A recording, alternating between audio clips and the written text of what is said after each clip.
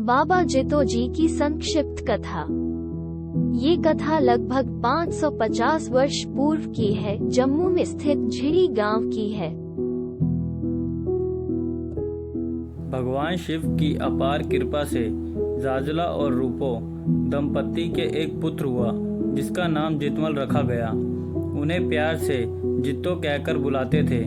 माता पिता जित्तो को उसकी मौसी बिरादरी में चाची को सौंपकर इस दुनिया से चल बसे। जित्तो बचपन से ही भक्ति भाव में लीन रहते थे।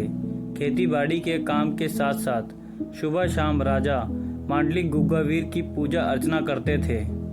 बाबा जितो 12 वर्ष तक प्रतिदिन 15 किलोमीटर पहाड़ पर चढ़कर माता वैष्णो के दरबार जाकर स्नान व पूजा किया करते थे।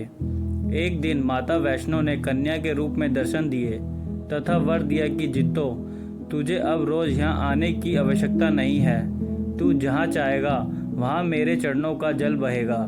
तू भी वहीं स्नान करना तथा वहाँ जल पीने से जग का भला होगा। तुम रोज मेरे दर्शन करना चाहते हो। तेरे एक कन्या होगी जो मेरा ही रूप होगी। जित्तो ने पूरा जीवन शादी न करने का प्रण लिया था। यह जानकर माता ने कहा कि वह अपने आप शक्ति होगी, वह किसी के पेट से नहीं होगी। तुम उसे बेटी की तरह पालना।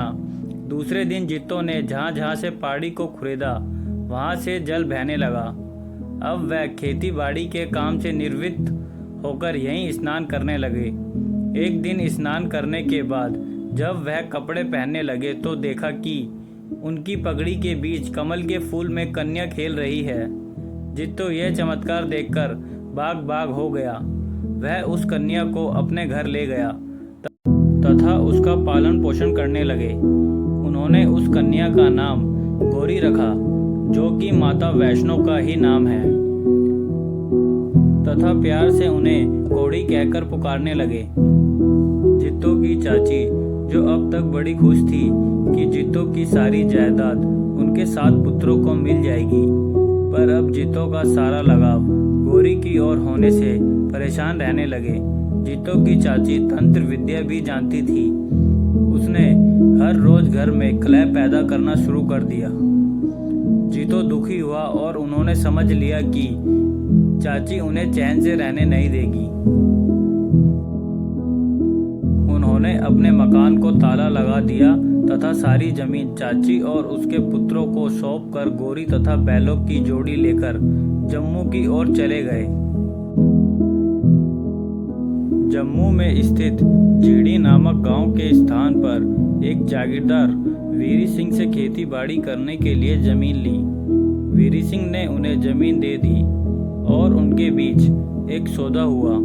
जित्तो ने काफी मेहनत के साथ में गेहूं की फसल उगाई। गेहूं को साफ करके जमीन पर ढेर लगाया तथा वीरी सिंह को संदेश भेजा कि वह अपना हिस्सा ले जाए।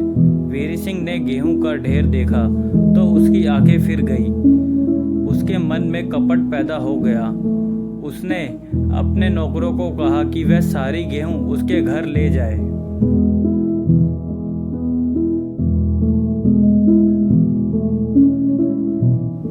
इस पर जित्तो ने पहले तय हुई बातें बताई, पर वीरी सिंह ने एक ना मानी और जबरदस्ती गेहूं उठाना शुरू कर दिया।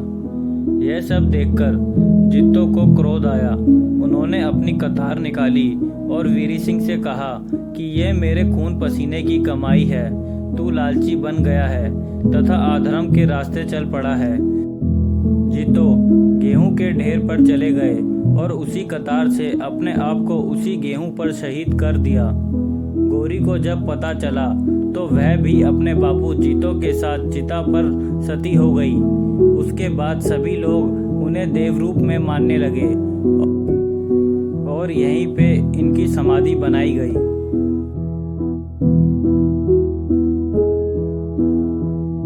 इस स्थान की मान्यता है